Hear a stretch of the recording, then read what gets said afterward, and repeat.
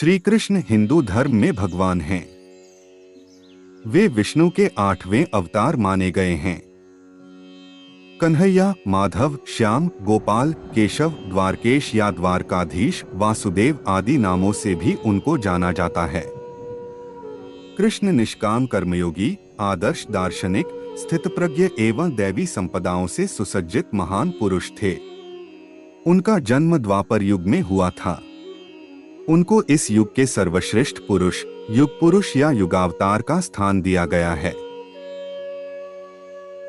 2. कृष्ण के समकालीन महर्षि वेदव्यास द्वारा रचित श्रीमद्भागवत और महाभारत में कृष्ण का चरित्र विस्तृत रूप से लिखा गया है।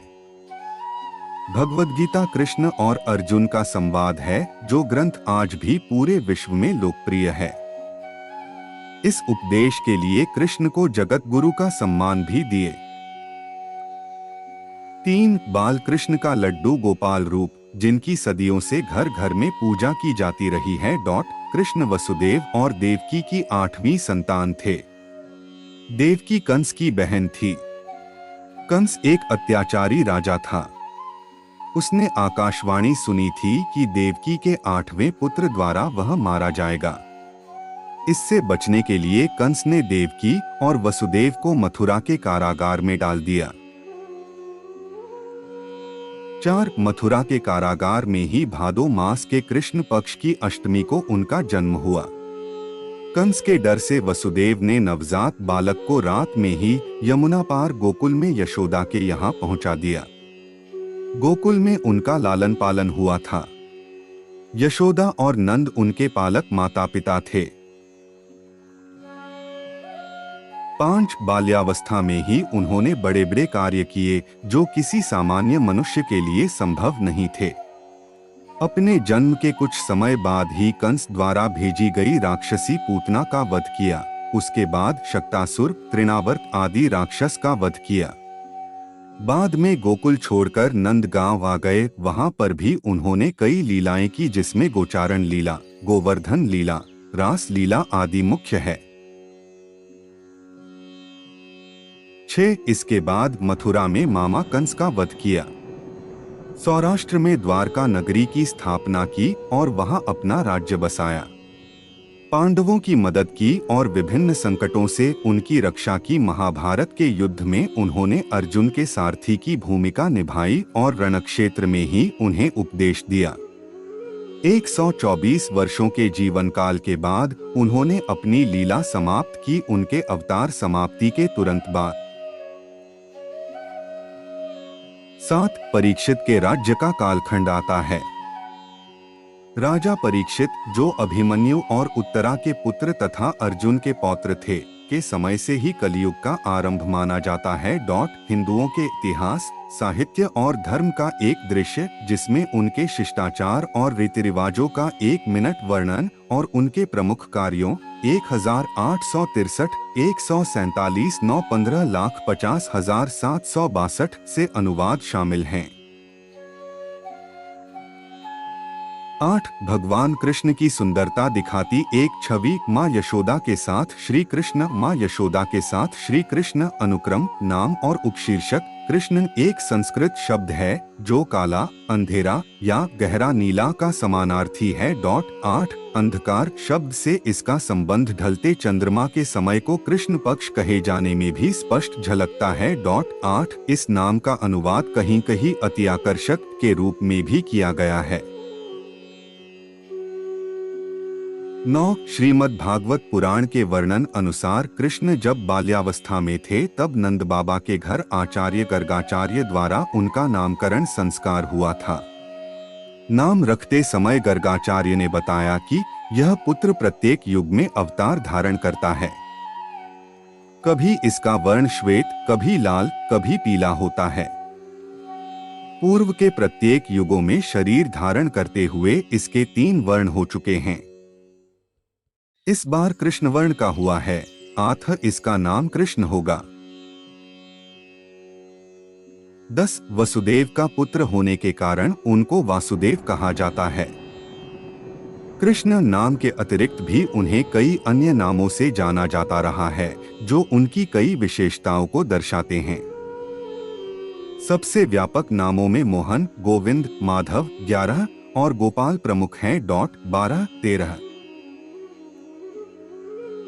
11 चित्रण कृष्ण भारतीय संस्कृति में कई विधाओं का प्रतिनिधित्व करते हैं। उनका चित्रण आमतौर पर विष्णु जैसे कृष्ण काले या नीले रंग की त्वचा के साथ किया जाता है। 14। हालांकि प्राचीन और मध्ययुगीन शिलालेख भारत और दक्षिण पूर्व एशिया दोनों में और पत्थर की मूर्तियों में उन्हें प्राकृतिक रंग में चित्रित किया है जिससे वह बनी है। कुछ ग्रंथों में उनकी त्वचा को काव्य रूप से जाम्बुल, जामुन, बैंगनी रंग का फल के रंग के रूप में वर्णित किया गया है। 12 कृष्ण को अक्सर मोरपंख वाले पुष्प या मुकुट पहनकर चित्रित किया जाता है और अक्सर बांसुरी, भारतीय बांसुरी बजाते हुए उनका चित्रण हुआ है। इस रूप में आमतौर पर त्रिभंग मुद्रा में दूसरे के सामने एक पैर को दूसरे पैर पर डाले चित्रित है। कभी कभी वह गाय या बछड़ा के साथ होते हैं जो चरवाहे गोविंद के प्रतीक को दर्शाती है। 13 अन्य चित्रण में वे महाकाव्य महाभारत के युद्ध के दृश्यों का एक हिस्सा है। वहां उन्हें एक सारथी के रूप में दिखाया जाता है, विशेष रूप से जब वह पांडव राजकुमार अर्जुन को संबोधित कर रहे हैं, जो प्रतीकात्मक रूप से हिंदू धर्म का एक ग्रंथ भगवद गीता को सुनाते हैं।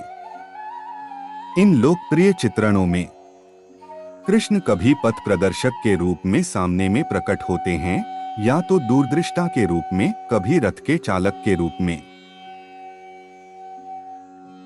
14 कृष्ण के वैकल्पिक चित्रण में उन्हें एक बालक बाल कृष्ण के रूप में दिखाते हैं, एक बच्चा अपने हाथों और घुटनों पर रेंगते हुए, नृत्य करते हुए, साथ ही मित्र ग्वाल बाल को चुराकर मक्खन देते हुए, मक्खन चोर लड्डू को अपने हाथ में लेकर चलते हुए, लड्डू गोपाल अथवा प्रलय के समय बरगद के पत्ते पर तैरते हुए एक अलौकिक शिशु जो अपने पैर की अंगुली को चूसता प्रतीत होता है। ऋषि मार्कंडेय द्वारा विवर्णित ब्रह्मांड विघटन। 15 कृष्ण की प्रतिमा में क्षेत्रीय विविधताएं उनके विभिन्न रूपों में देखी जाती हैं, जैसे ओडिशा में जगन्नाथ, महाराष्ट्र में विट्ठल या विठोबा। 23, 24, 25, राजस्थान में श्रीनाथ जी, गुजरात में द्वारकाधीश और केरल में गुरुवायूरप्पन। 26 अन्य चित्रणों में उन्हें राधा के साथ दिखाया जाता है, जो राधा और कृष्ण के दिव्य प्रेम का प्रतीक माना जाता है। 16 उन्हें कुरुक्षेत्र युद्ध में विश्वरूप में भी दिखाया जाता है, जिसमें उनके कई मुख हैं और सभी लोग उनके मुख में जा रहे हैं। अपने मित्र सुदामा के साथ भी उनको दिखाया जाता है, जो मित्रता का प्रतीक है। 17 वास्तुकला में कृष्ण चिन्हों एवं मूर्तियों के लिए दिशानिर्देशों का वर्णन मध्यकालीन युग में हिंदू मंदिर कलाओं जैसे वैखानस अगम, विष्णु धर्मोत्तर पुराण, बृहत संहिता और अग्नि पुराण में वर्णित है। 27 इसी तरह मध्यकालीन युग के शुरुआती तमिल ग्रंथों में कृष्ण और रुक्मिणी की मूर्तियां भी सम्मिलित हैं। इन दिशानिर्देशों के अनुसार बनाई गई कई मूर्तियां सरकारी संग्रहालय चेन्नई के संग्रह में हैं। 18 1755 के आसपास भारतीय चित्रकार द्वारा बनाया गया चित्र ऐतिहासिक और साहित्यिक स्रोत एक व्यक्तित्व के रूप में कृष्ण का विस्तृत विवरण सबसे पहले महाकाव्य महाभारत में लिखा गया है। 28 जिसमें कृष्ण को विष्णु के अवतार के रूप में दर्शाया गया है। महाकाव्य की मुख्य कहानियों में से कई कृष्ण केंद्रीय हैं। श्री भगवत गीता का निर्माण करने वाले महाकाव्य के छठे पर्व भीष्म पर्व के 18वें अध्याय में युद्ध के मैदान में श्री कृष्ण अर्जुन को ज्ञान देते हैं। 19 महाभारत के बाद के परिशिष्ट में हरिवंश में कृष्ण के बचपन और युवावस्था का एक विस्तृत संस्करण है। 29 भारतीय यूनानी मुद्रण 180 ईसा पूर्व लगभग इंडो ग्रीक राजा एगैथोकल्स ने देवताओं की छवियों पर आधारित कुछ सिक्के जारी किए थे। भारत में अब उन सिक्कों को वैष्णव दर्शन से संबंधित माना जाता है। 30-31 सिक्कों पर प्रदर्शित देवताओं को विष्णु के अवतार बलराम, संकर्षण के रूप में देखा जाता है। 20 जिसमें गदा और हल और वासुदेव कृष्ण, शंख और सुदर्शन चक्र दर्शाए हुए हैं। प्राचीन संस्कृत व्याकरण पतंजलि ने अपने महाभाष्य में भारतीय ग्रंथों के देवता कृष्ण और उनके सहयोगियों के कई संदर्भों का उल्लेख किया है। पाणिनि की श्लोक 3 जनवरी 1926 पर अपनी टिप्पणी में वह कंसवध अथवा कंस की हत्या का भी प्रयोग करते हैं, जो कि कृष्ण से संबंधित किंवदंतियों का एक महत्वपूर्ण अंग है। 32-33 21 हेलिडियोरस स्तंभ और अन्य शिलालेख। मध्य भारतीय राज्य मध्य प्रदेश में औपनिवेशिक काल के पुरातत्वविदों ने एक ब्राह्मी लिपि में लिखे शिलालेख के साथ एक स्तंभ की खोज की थी। आधुनिक तकनीकों का उपयोग करते हुए इसे 125 और 100 ईसा पूर्व के बीच का घोषित किया गया है और ये निष्कर्ष निकाला गया कि यह एक इंडो ग्रीक प्रतिनिधि द्वारा एक क्षेत्रीय भारतीय राजा के लिए बनवाया गया था। अगर आपको मेरा वीडियो अच्छा लगा, चैनल को सब्सक्राइब और लाइक करना। धन्यवाद।